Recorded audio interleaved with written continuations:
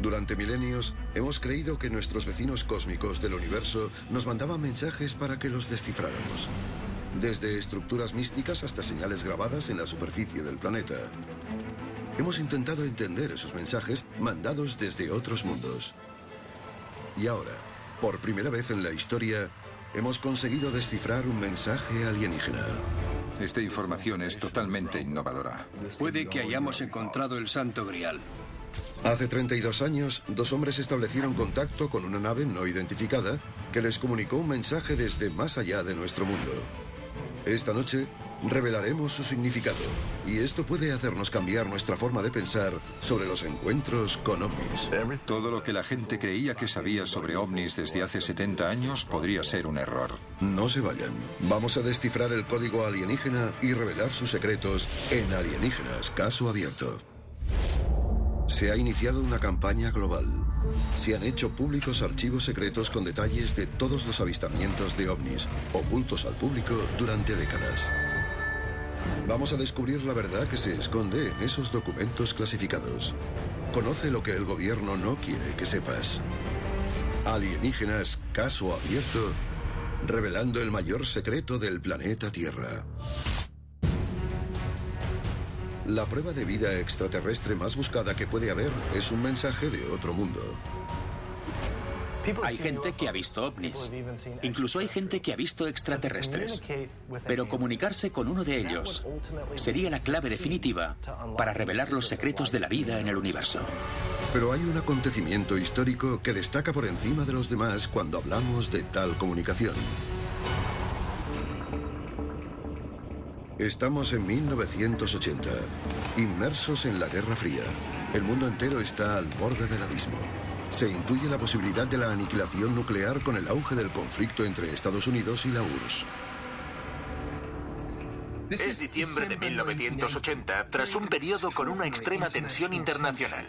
Ronald Reagan es elegido presidente de Estados Unidos y Margaret Thatcher tiene el poder en el Reino Unido. En este periodo, la Guerra Fría está especialmente gélida y hay peligro de que se caliente de golpe. Preparando un contraataque, se desplazan tropas estadounidenses a la base de la Real Fuerza Aérea de Bentwaters, al lado del bosque de Rendlesham, en el Reino Unido. Sobre las 3 de la madrugada del 26 de diciembre, el radar pierde la señal de un objeto no identificado en el bosque cercano a la base. Los soldados de guardia ven algo extraño por encima del bosque. Esos hombres vieron unas luces no identificadas en el bosque desde las puertas de Bentwaters. El radar indicaba que podía ser un avión caído. Entre los soldados que presencian esas luces está el aviador John Burroughs y el sargento Jim Penniston, que rápidamente forman un equipo y son mandados al bosque a investigar. Pero lo que encuentran en el bosque no es un avión caído.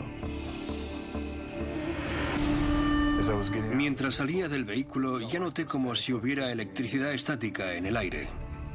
Notamos algo raro los dos. En ese punto nos miramos y vimos que algo estaba ocurriendo. Encima de los árboles, los dos hombres ven la silueta de una nave triangular bajando hacia el suelo. El aire alrededor del objeto estaba electrificado. Lo notabas en la piel, en la ropa. En ese momento vi que no era un accidente de avión. Supe que tenía un objeto no identificado delante de mí. El sargento Penniston saca su bloc de notas para anotar todos los detalles de una nave que desafía la lógica. Hace un boceto de un objeto de unos 3 metros de ancho y casi 2 de alto, con símbolos misteriosos grabados en el lateral de la nave.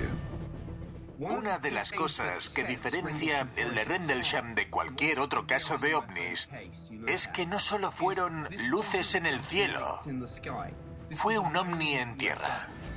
John Burroughs y Jim Penniston se acercaron muchísimo al objeto.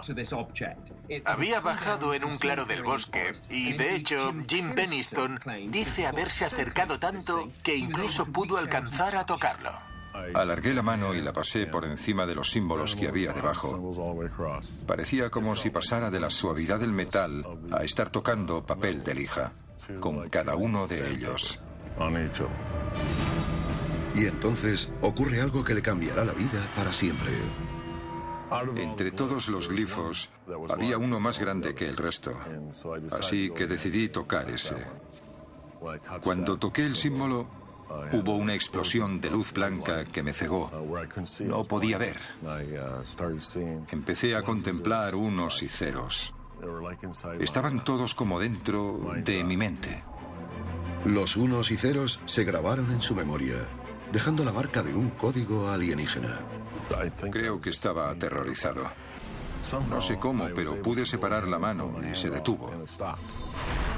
La nave empezó a moverse un poco y se esfumó en un abrir y cerrar de ojos.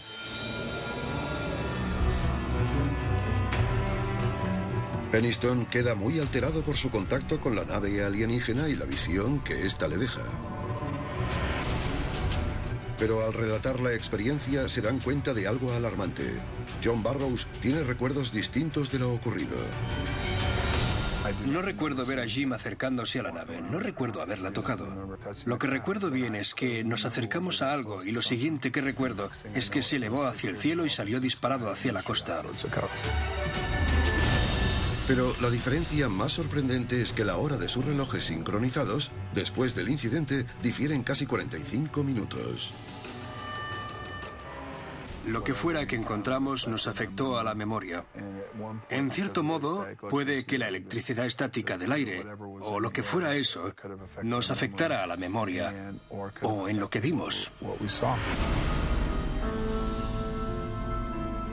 Cuando John Burroughs y Jim Peniston volvieron a la base, resultó que había pasado más tiempo del que creían.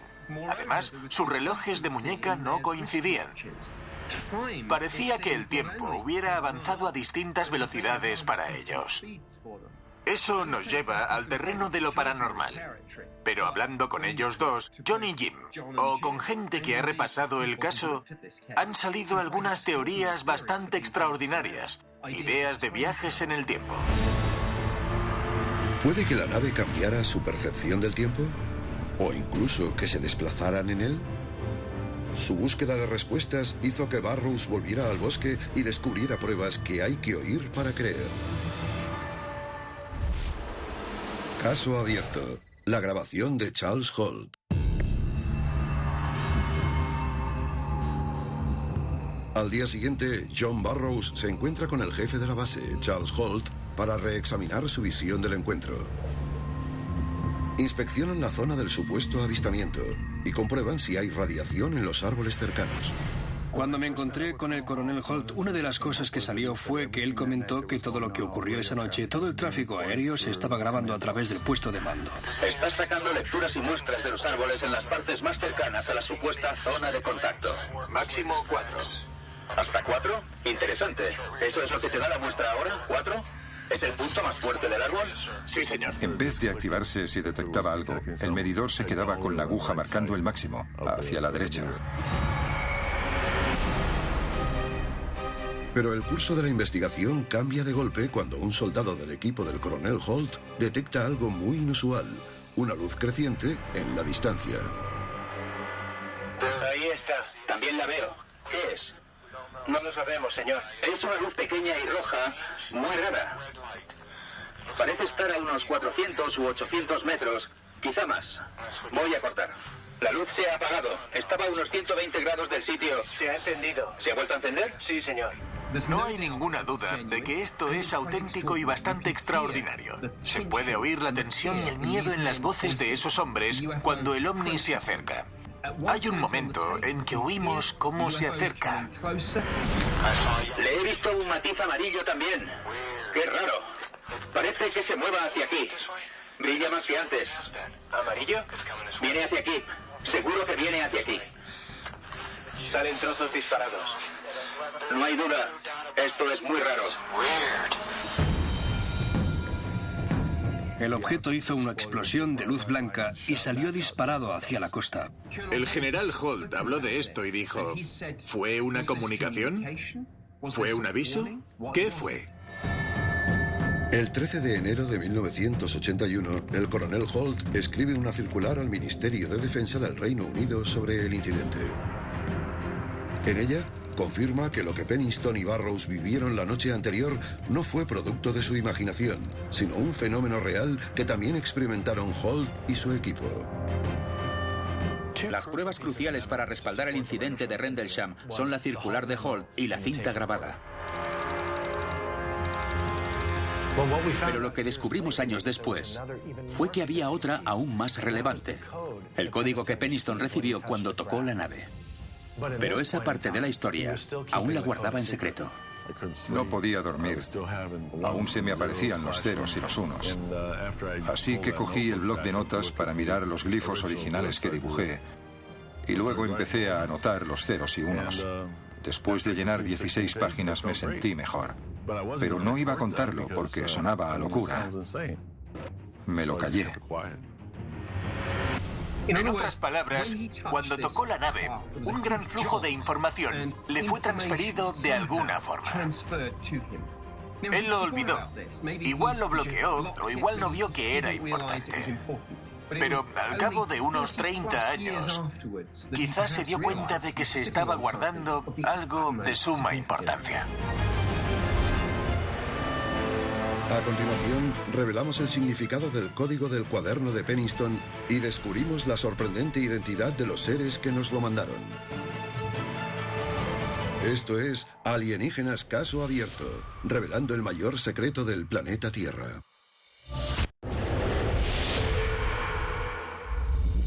El sargento retirado de las Fuerzas Aéreas Jim Penniston ha ocultado un secreto al mundo. 16 páginas de ceros y unos que recibió en una visión comunicada por una nave alienígena en el bosque de Rendlesham. Durante 30 años estas páginas han sido guardadas, hasta una reunión con su compañero Jim Burrows en 2010. Mientras nos mirábamos el cuaderno, encontró unas páginas con ceros y unos. Yo lo vi y le dije, esto es código binario. El código binario es la base de la comunicación digital. En 1974, Carl Sagan y otros científicos emitieron un mensaje con una frecuencia de 2380 MHz y una potencia de 1000 kilovatios hacia el espacio profundo. Cuando mandaron el mensaje de Arecibo hacia el cielo en esa época era el mensaje más poderoso que hubiéramos enviado. El mensaje fue mandado en una forma de código digital compuesta de largas series de ceros y unos, un tipo de comunicación conocido como código binario. La forma más fácil de entender cómo funciona el código binario es pensar que es como el código Morse, que tiene puntos y rayas. Este tiene unos y ceros.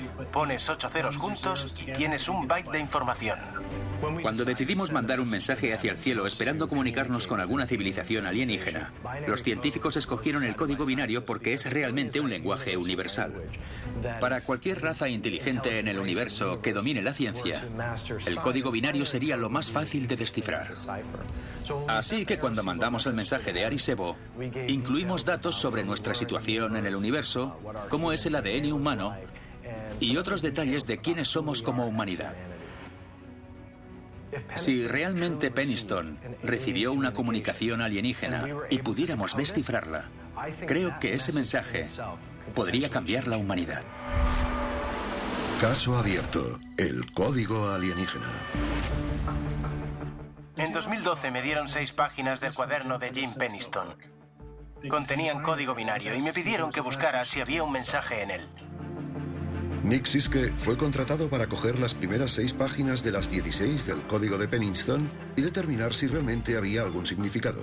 Yo no creía que fuera a encontrar nada en el código de esas páginas, pero empecé a introducir los unos y los ceros en mi ordenador. Los pasé por el traductor y me sorprendió encontrar un mensaje corto que decía así: exploración de la humanidad. Lo que parecían unas coordenadas de latitud y longitud y continuo para avance planetario. Cuando vi el mensaje se me heló la sangre. Sinceramente no esperaba encontrar nada en el código. Y ahí tenía lo que parecía un mensaje de procedencia alienígena, si intentaban comunicarse con nosotros. Exploración de la humanidad para avance planetario. El mensaje podía ser una instrucción o quizás un aviso. Una posibilidad incluso más fascinante con los números que aparecían en el código. La cantidad justa de dígitos norte y oeste, indicando algún sitio en el planeta Tierra. Y puestas sobre el mapa, esas coordenadas indicaban un sitio muy concreto junto a la costa de Irlanda.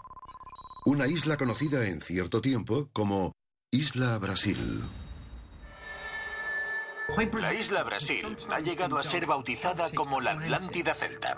Es una especie de isla perdida, una tierra mítica, que algunos creen que era un sitio con una civilización muy avanzada. De acuerdo con las leyendas, los que habían visto la isla Brasil hablaban de una tierra con una civilización rica y próspera, con una arquitectura consistente, en torres doradas y cúpulas majestuosas. Pero de golpe, a finales del siglo XIX, la isla desapareció literalmente del mapa. Aunque en las otras páginas del cuaderno los análisis revelaron otras coordenadas de puntos alrededor de la Tierra. En el código binario está claro que hay las coordenadas de algunos lugares alrededor del mundo. Hay coordenadas de Sedona, al sureste de los Estados Unidos, de América Central, de Sudamérica, de Grecia, de Egipto y de un lugar en la China. El mensaje señala estos lugares como orígenes de antepasados alienígenas en la Tierra. Pero esta historia no termina aquí. Mucha gente creyó que el código binario podía ser la luz que no solo aclarará el misterio del bosque de Rendlesham, sino el de toda la fenomenología ovni. Pero para entender el mensaje al completo, hay que responder una pregunta. ¿Quién nos lo mandó?